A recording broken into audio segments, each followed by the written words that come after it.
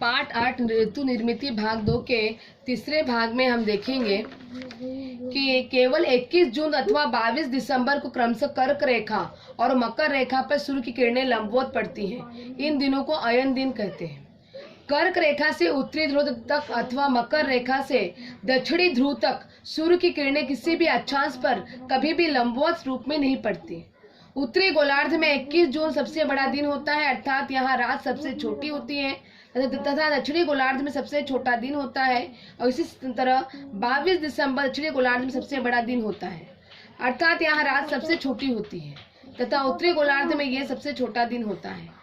Arctic रेखा से उत्तरी ध्रुव तक के भाग में 24 घंटे अथवा उससे अधिक समय तक सूर्य दिखाई देता है। उत्तरी ध्रुव के ऊपर तो 22 मार्च से 23 सितंबर तक अर्थात 6 महीनों तक आकाश में लगातार सूर्य दिखाई देता है। इसके विपरीत 23 सितंबर से 21 मार्च तक ऐसी स्थिति दक्षिणी गोलार्ध में अंटार्कटिक रेखा से लेकर दक्षिणी ध्रुव तक रहती है। इस दिन विषुवत रेखा पर भी दिनमान और रात्रिमान एक समान ही अर्थात 12-12 घंटों के होते हैं।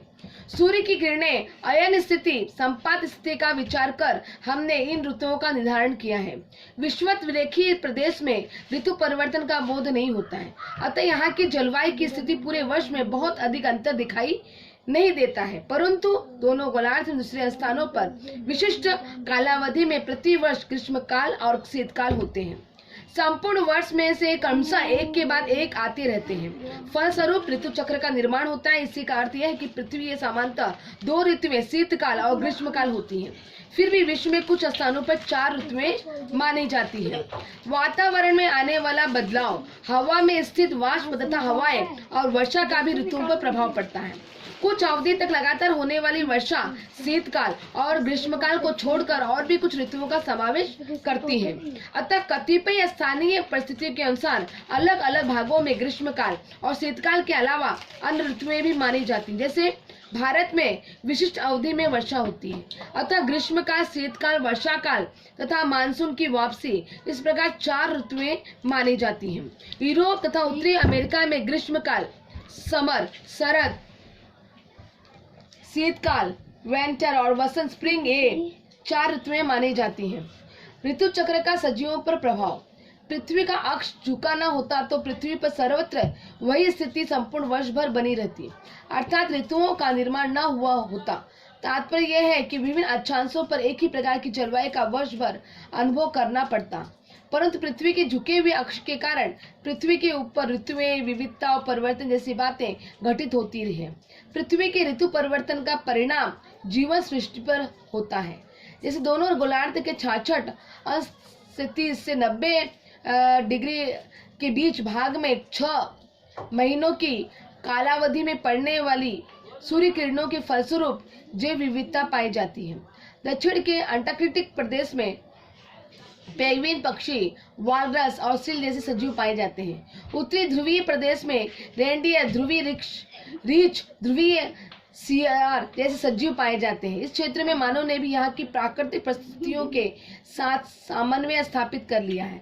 अति शीत जलवायु में भोजन की आपूर्ति कम होने पर भोजन की खोज में और शीत से अपना संरक्षण करने हेतु असंख्य पशु पक्षी अपना आवास स्थान बदलते हैं। फिर भी जलवायु में पाए जाने वाले अंतर के साथ निश्चित सीमा तक अनुकूलन किया जा सकता है।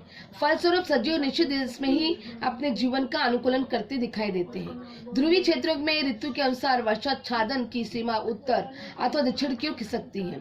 उस अनुषंगिक रूप में पक्षी अथवा प्राणी स्थलांतरण करते हैं। विशिष्ट समय में ही पेड़ों में फल लगते हैं।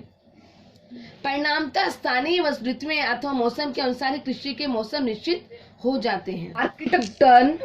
उत्तरी ध्रुव पर ठंड पड़ने पर दक्षिणी ध्रुव आर्कटिक टर्न की दिशा में पक्षी अथवा अपना प्रवास प्रारंभ करता है। अब उत्तरी गोलार्ध में ग्रीष्म ऋतु प्रारंभ होती है, तब यह पक्षी पुनः उत्तरी ध्रुव की ओर प्रवास करता है। उससे यह प्रवास भोजन की खोज में करना पड़ता है। वह संपूर्ण वर्ष में कुल 70,000 किलोमीटर यात्रा करता है। पूरे विश्व में संभवतः एक एकमात्र पक्षी प्रजाति होगी जो वर्ष में 2 बार ग्रीष्म काल का अनुभव करती है। Siberian crane.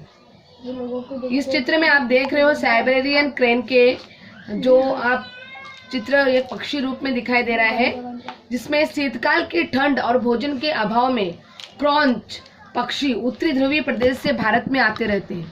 उनका यह स्थानांतरण लगभग 8 से 10 हजार किलोमीटर दूरी का होता है।